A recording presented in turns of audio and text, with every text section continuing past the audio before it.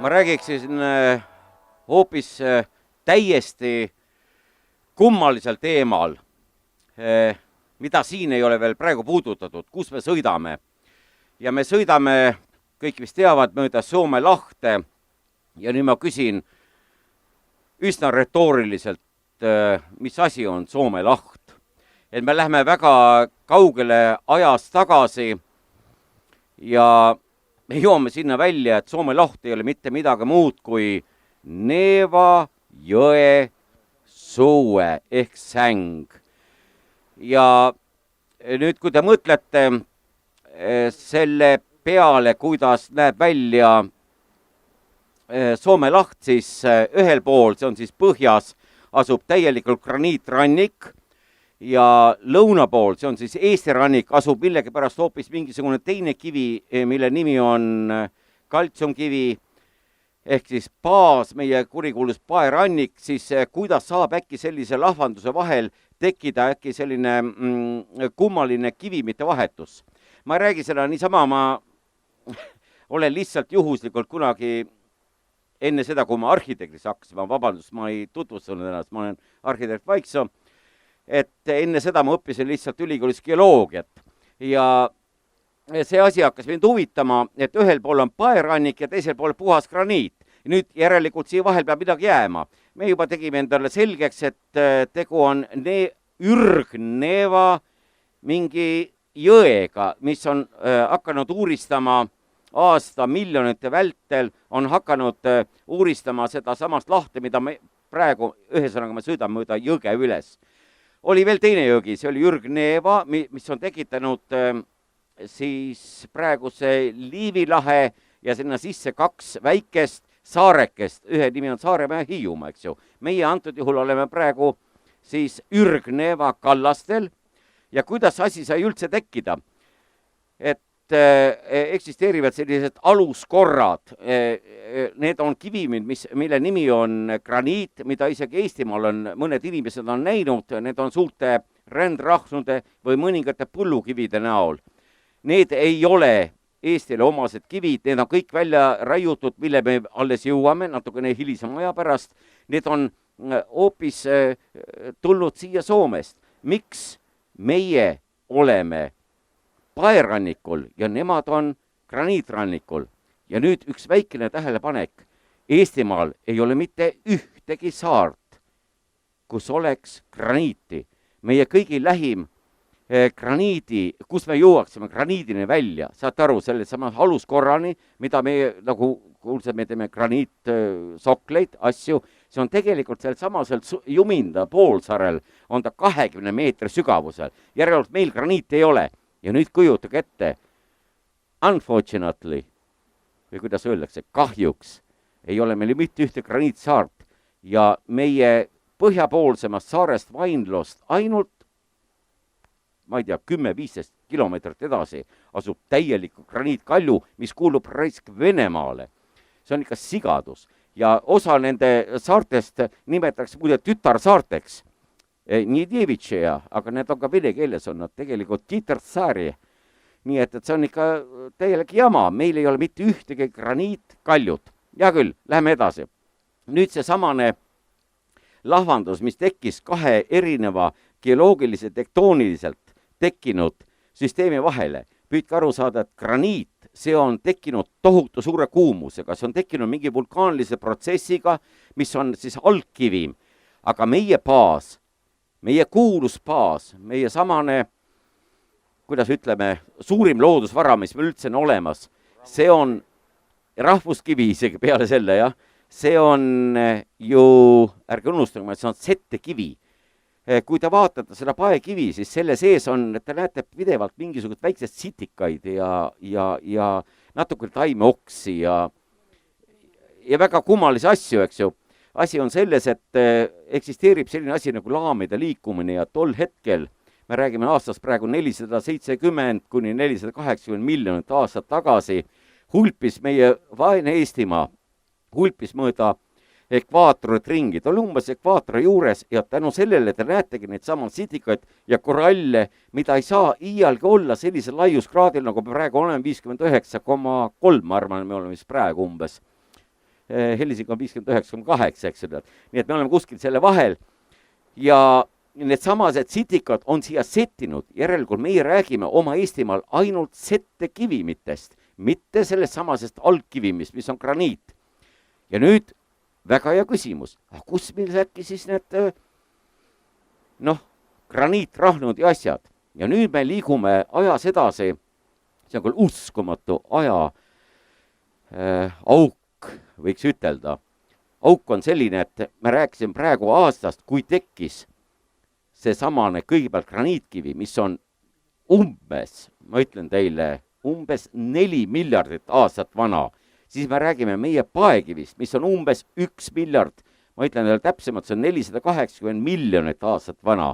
Nüüd mõelge selle peale. Nüüd me tuleme kaasaega. Me räägime ajast, mis on kõigest 120 000 aastat tagasi. See on tõhi-tähi selle kõrval, mis on. Ja sel hetkel, ma pean ütlema, et see on korduv, ta on mitu korda ka varem käinud, see jää meist üle, aga nüüd me räägime viimasest jääajast. Ja viimane jääaeg on see, mis tõi Eestisse meie graniitkivid. See tähendab, jää ehk liustikud hakkasid liikuma Skandinaaviast. Tekkis tohutu külmenemislaine ja Skandinaaviast hakkas liikuma edasi liustikud. Te olete ilmselt väga paljud on käinud liustika peale, teavad ära, mis on liustikud. Te näete, et nad on 10, nad on 20, osa on 100 meetrit kõrged. See on tühi-tähi selle kõrval, mis toimus tol hetkel. Kui toimus tohune külmenemine umbes 120 000 aastat tagasi, siis hakkas see liustikud alalt liiguvad. Ja liustik hakkas liikuma Eestimaa poole. Seda nimetatakse jääajaks. Ja see liustik liikus, tema jõud on meeletult suur. Nii et ta haaras kaasa, ta liikus üle Soome, haaras kaasa endaga nii Ahvenamaalt kui Soomest haaras kaasa endaga kivisid. Ta murdis, see jõud on tohutu. Te ei usu, kui suur on jääjõud. Te teate, et mis asi on jää? Jää on ju vesi. Vesi, mis jäätub.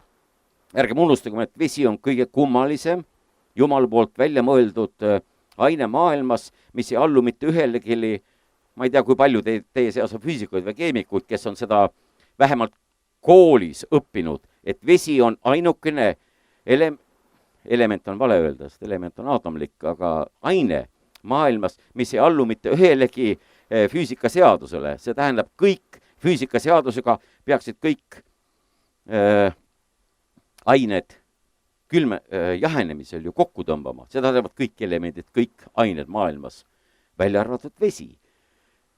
Pange vesi ämbrisse ja te avastate, et ämber on järgmiseks kevadeks on teil lõhki. Sellepärast, et vesi on ainukene aine, mis maailmas paisub. See on külmenemisel paisub, vabandust. Külmenemisel paisub. Teised kõik, kuidas siis öeldakse, jahenemisel tõmbuvad kokku, aga soojenemisel paisuvad. Vesi teeb seda vastupidi. Veel on veel tohutult palju imeomadusi. Ja nüüd antud juhul see samane vesi, ehk siis jää, mis on paisunud, tuleb Eestimaa peale. Ja nüüd ütlete kummalise numbri, mida mina ei ole välja mõtelnud. Ja kui te arvate, et ma seda päris usun, siis eriliselt mitte. Aga ma olen vahel midagi lugenud. Nad ütlevad, et see jäämass, mis oli siin Eestimaa kohal, oli kilomeeter kuni 2 kilomeetrit kõrge. See on uskumatu lugu. Ja vahel, kui ma nende liustiku peal käin, siis ma mõtlen, et äkki ongi tõsi. Ma ei tea seda. Vabandust, ma ei usu pooli asju, mida ma olen oma elus kogenud. Ja mida ma ise räägin, jah. Aga nüüd me jõuame selleni, et see jäämass tuleb siia, tal on tohutu jõud. Mõelge sellega, et jää kergitab ju maju, mis pärast majad on pragunenud. Te arvate, et majad pragunevad sellepärast, et nad vajuvad. Ei, majad ei pragune sellepärast, et nad vajuvad, vaid sellepärast, et seda kergitab jää. See tähendab vesi. Kui ma nüüd hakkan arhitekti juttu rääkima, kui te teete liiga madala vundamendi, siis see alla jõuab suvel mingisugune veemass, ükskõik missugune ta on, ja selle peale talvel see jäätub ja ta tõmbab maja ülesse. Jääl on meeletu jõud, ta surub selle maja ülesse ja sel hetkel, kui see jää hiljem ära sulab, selle peale tekivad ka jääpraod. See on jällegi natukene teemastatud kõrvale. Ja nüüd tulevad need samased, kas te jõuate ikka minuga kaasas käia? Ja nüüd siis tulevad need samased kivid, mida ta on lammutanud ära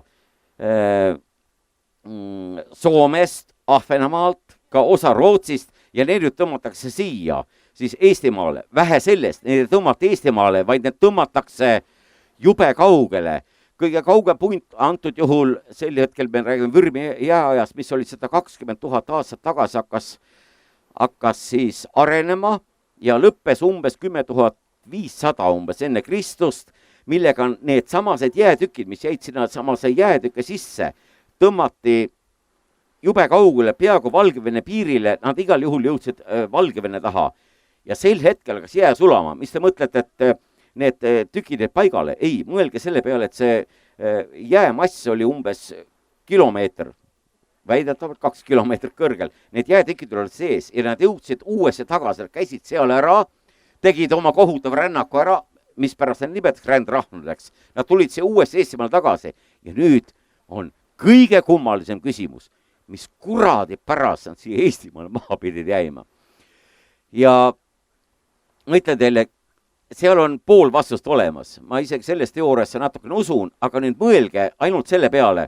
Lõuna-Eestis, hakkame kaugemalt pihta, Valgevenes rändrahnud puuduvad, kuigi jää käis seal ära. Leedus 2 kökatsit, Lätis 5 kökatsit, Lõuna-Eestis te võite leida Helme kivi, ma ei tea, veel võib-olla 2 kökatsit ja küll Hiiumaale mingi kukakivi ja nüüd te jõuate siia põhjarannikule, kusjuures just nimelt põhjarannikule, mitte siia poole maa peale, kus on 3-4 rahnu on, üks on seal Aruküla juures ja need on paar tükki olemas ja siin äkki tekib rändrahnudes tohutu suur rida, mis pärast jäid kõik need rahnud siia meie Eestimaa rannikule ja mis pärast üldse turistid, meil on üks atraktsioon on antud Jumala poolt, et siin on need rändrahnud.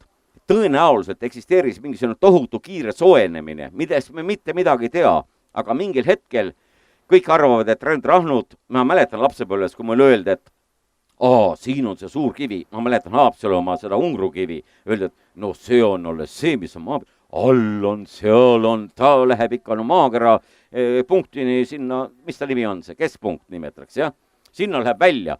Tegelikult kõik rändrahnud meil Eestis on tulnud taevast ja potsatanud maa peale, mitte kukkunud, vaid nad on jää sees, jää on sulanud ja nad on õrnalt sulanud ja potsatanud maha. Ja nüüd on tõesti küsimus, mis pärast sellel samal rajal, mida mööda me liiguma, see on täis praegu rändrahnusid. See on kummaline, mida on püütud tõestada ja millest ma täpselt midagi ei tea. Püüdke kaevata rändrahnude alla, ühe alla ma olen püüdnud kaevata, ta lõpeb 20 sentimeetriga, see on väikesed ainult tuhkliiva, ei mitte midagi rohkem. Need on kõik meil taevast kukkunud õnn, ütleme seda siis, eks ju. Need ei saa kasutada. Ja aga tegelikult mille ma tahtsin jõuda, nüüd me jõuame algteema juurde tagasi, et me oleme Ürgneeva siis raja peal ja me liigume mööda Ürgneevat tõelist vana jõetööd pidi.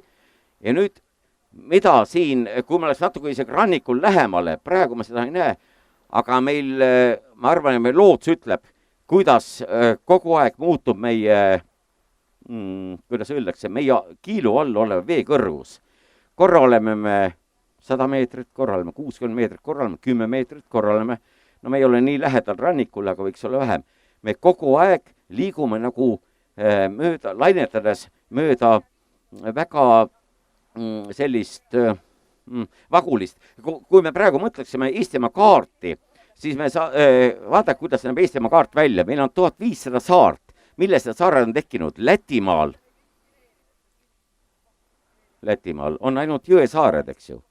Neil muidugi üks saar on, nad valetavad, et ühte neil ei ole. See on tegelikult Kolka poolsaarel, kui sa lähed, siis see kunstlik majaka saar on tehtud. See on ainukene küll Läti saar, aga okei, meil on 1500 saar, me oleme väga õnnelikud selle üle ja kuidas see on tekkinud, see on täpselt samamoodi, et me oleme võimelised minema peaaegu jala. Me sõitsime mööda Aegnast, seal tuleb vesi üle sinu pea maksimum 2 meetrit. Isegi kui on madal veeseis, te olete praktiliselt võimeline jala minema Aegna saarele. Te olete võimelised peaaegu, et jala minema selle sama Moonile, mis kohe hakkab need paistma, siis Mooni saarel on peaaegu, et võimalik minna mandre pealt peaaegu jala. no muidugi, vahepeal pead hüppama sedasi, kes ujuda ei oska, sest vesi tõepoolest ületab võib-olla 2 meetrit. Ja nüüd teistpidi, kui te püüate sedapidi liikuda mööda neid poolsaari ja saarte peale, siis ärgem unustagem, et Moonisaare ja Viinistu vahel, see päris pea poolsaare vahel, on 60, minu teada 63, mõni räägib 68 meetrit süvikut. Tähendab, nii kui te liigute idast läänest itta, nii te sinna ka upute. Nii kui te tahate minna loode suunas, mitte midagi ei juhtu. Ja millest see on tekkinud? See on see samane õnnetu jää või väga hea jää. Tähendab, jää, kui ta tõmbas selle meie paepangasid pealt ära, selle samas Kaltsu või Kivipanga tõmbas pealt ära, siis tema kündis nagu vana Kalevipoeg loode suunas oma jääga, tõmbas need samased vaod sisse. Ja tänu sellele on tekkinud meie Eestimaa kõige ilusam saarestik, mis üldse maailmas on. Mööda maailmat liikub ringi palju tahete, Eestimaast paremat ei ole.